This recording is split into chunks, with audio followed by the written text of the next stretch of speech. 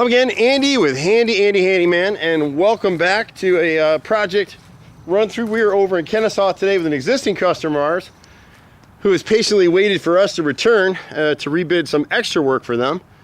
And so he's got a few things going on. This is a cedar style house, and if you stay up on top of them, you'll be in great shape. Part of what's going on with his house is that the front of this house gets so much sun, he really has to restain this front every 2 to 3 years. This section right here and this section right here. And so what's going on in this area right here is there's not a lot of insulation in this house. So they have that AC cranked up in there, and this siding is catching condensation on the inside the wall, and it's starting to dry rot from the inside out. And so the woodpeckers are sensing that. It's probably a little insect activity, and they're pecking away at it. So you can see all the damage in this corner right here. So from this bottom row right in here, roughly, up to the peak of the triangle there, we'll replace those rows there. The lower rows right here, we replaced a few rows between these windows last, I think, October or November, somewhere in there. A couple of these rows, we're just gonna skin this damage out and then come back and repaint the face. Really wanna repaint this face right here in this area, and then step back to over the front entry. He's got 10 rows of siding in here that need to be replaced, and you can see where it's bowed out, and you can see all the rot along the bottom edge now. And part of it is, again, this side of the house gets sun 3/4 of the day. And the other problem is when they redid this roof, there may be another layer of shingles under here.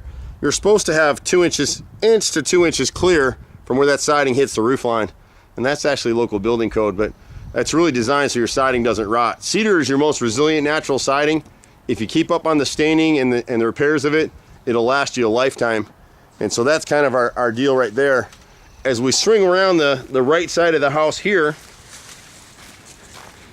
you'll see where we need to clean his gutters. And it's got so much weight in it that it pulled the spike off the house. We hate using spikes for that reason. Screws are forever. You put a nail spike in there, it's only gonna hold temporarily. So we'll add 5-inch hidden hanger screws over here.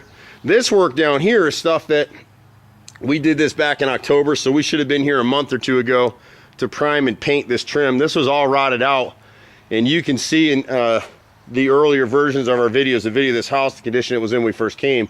You can see where the guys came in and reflashed this properly. See how far this goes out? It's 1.5 inches past the edge of this frame, whereas before it was cut short where my finger is, and all this was rotted on both sides.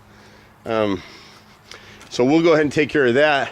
And then on this right bay window, it was rotted the last time, and now it's a lot worse. So we actually need to replace this piece all the way around, and that's a custom made piece. We can't buy that anymore. You can see how rotted it is now here in this corner. When you see all the shading in here, if the camera will focus, see all that? See the lines in it? You can put your hand right through it now. And 6 months ago, it still had some life to it. The rest of his house is in pretty good shape. So we'll get that stuff bid and get back out and take care of it for him. One of the things that Mrs. Harris was concerned about with these steps right here, and we'll just go ahead and replace them for him. They're great customers. So we'll go ahead and replace these steps for them and not charge them for it. But this was done wrong when they built the house. And if you're getting decks repaired like this, someone nailed this stuff, and literally, you don't want a 2x4 on the end of this. They did a 2x6 and a 2x4. This should have been a straight 2x10. So it's the right dimensional lumber, they just did it wrong. So we just need to replace those steps right there. And then again, they're gonna have to set up for 4 or 5 months, let it cure out, and then you can stain it. If you stain the new pressure treated wood before that time period, it will not have cured out. It's got chemicals in it. It'll blister the paint, make a mess. I'm Andy with Handy Andy. My brother and I have been doing this stuff for 25 years in Atlanta. We got a crew of 30 all over the place. Look for Handy Andy on demand for all the little stuff. You can reach us at 770-912-2829. I'm Andy. Bye for now.